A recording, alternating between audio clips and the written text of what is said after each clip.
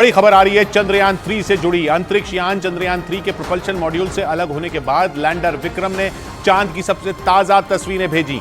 अंतरिक्ष में रिसर्च करने वाली भारत की स्पेस एजेंसी इसरो ने उन तस्वीरों को जारी भी किया जिनमें चांद की सतह पर बड़े बड़े गड्ढे दिखाई दिए। एक रोज पहले ही लैंडर विक्रम को अंतरिक्ष यान के प्रोपल्शन मॉड्यूल से अलग किया गया। बाद में लैंडर की रफ्तार कम करके उसे चंद्रमा की सबसे निचली कक्षा में ले जाया गया ताकि चांद पर उसे सुरक्षित तरीके से उतारा जा सके, क्योंकि चांद पर लैंडर विक्रम की सॉफ्ट लैंडिंग ही इसरो की सबसे बड़ी चुनौती है। इसरो के वैज्ञानिकों के मुताबिक चंद्रयान 3 के प्रोपल्शन मॉड्यूल से अलग होने के बाद लैंडर सामान्य तरीके से काम कर रहा है। यही नहीं, लैंडर ने चांद की सबसे ताजा तस्वीरें भी भेजी। उन तस्वीरों को इसरो की तरफ से जारी किया गया।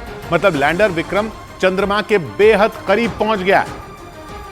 और इसरो के वैज्ञानिकों के मुताबिक चंद्रयान 3 के प्रोपल्शन मॉड्यूल से अलग होने के बाद लैंडर विक्रम न सिर्फ सामान्य रूप से काम कर रहा है बल्कि सही तरीके से चांद की तरफ बढ़ रहा है। सबूत के तौर पर लैंडर ने 17 अगस्त को ली गई चंद्रमा की सबसे ताजा तस्वीरें भी भेजी जिन्हें इसरो की तरफ से जारी किया गया। इसरो के मुताबिक प्रोपल्शन मॉड्यूल से अलग होने के बाद लैंडर ने ये तस्वीरें खींची। इन तस्वीरों में चंद्रमा की सतह पर गड्ढे दिखाई दिए। इससे पहले 15 अगस्त को भी चंद्रयान 3 ने LPDC यानी लैंडर पोजीशन डिटेक्शन कैमरा से चंद्रमा की कुछ तस्वीरें भेजी थी और उन्हें भी इसरो ने शेयर किया।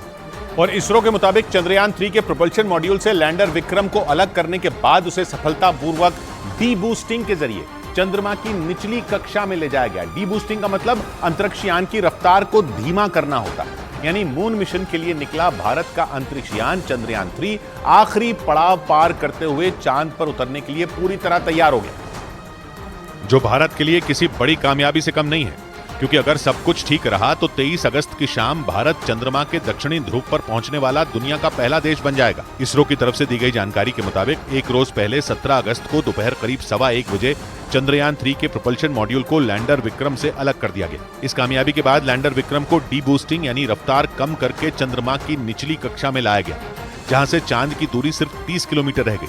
30 किलोमीटर की ऊंचाई से ही लैंडर विक्रम धीरे धीरे चांद पर उतरने के लिए कदम बढ़ाएगा। और इसरो के मुताबिक अंतरिक्ष यान से अलग होने के बाद लैंडर विक्रम ने प्रोपल्शन मॉड्यूल को thanks for the ride mate कहा।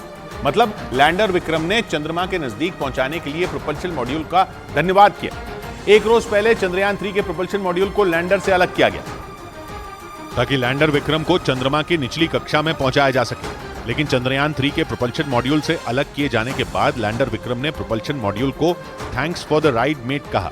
मतलब लैंडर विक्रम ने चंद्रमा के नजदीक पहुंचाने के लिए प्रोपल्शन मॉड्यूल का शुक्रिया अदा किया। लैंडर से अलग होने के बाद प्रोपल्शन मॉड्यूल अब चंद्रमा की कक्षा में रहकर महीनों तक धरती से आने वाले रेडिएशन का अध्ययन करेगा, जबकि लैंडर विक्रम चांद के चारों तरफ चक्कर लगाकर उसी सतह पर उतरेगा। लैंडर में कई ऐसी मशीनें लगी हैं जो चांद पर उतरने से पहले सतह की गर्मी और भूकंप के साथ साथ कई दूसरी चीजों की जांच करेंगी।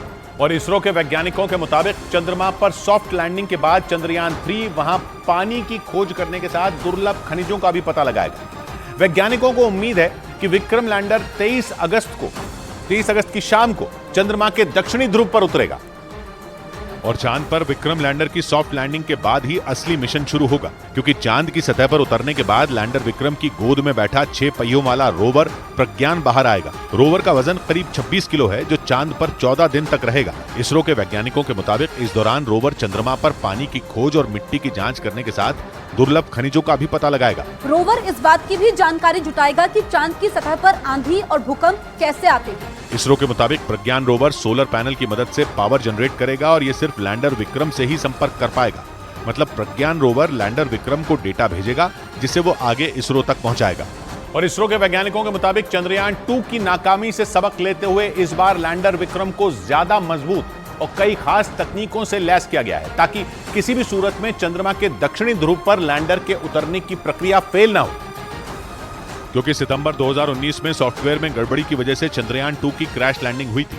इसीलिए पिछली बार से सबक लेते हुए इसरो के वैज्ञानिकों ने लैंडर विक्रम में खास तकनीक का इस्तेमाल किया है। पिछली बार की तुलना में इस बार लैंडर विक्रम को ज्यादा मजबूत बनाया गया है ताकि चंद्रयान 2 जैसा हादसा न हो। इसरो के मुताबिक लैंडर विक्रम का वजन 1726 किलोग्राम है, जो अपने साथ रोवर को ले गया। प्रोपल्शन मॉड्यूल से अलग होने के बाद यह ऑनबोर्ड सॉफ्टवेयर की मदद से चंद्रमा की सतह पर लैंड करेगा।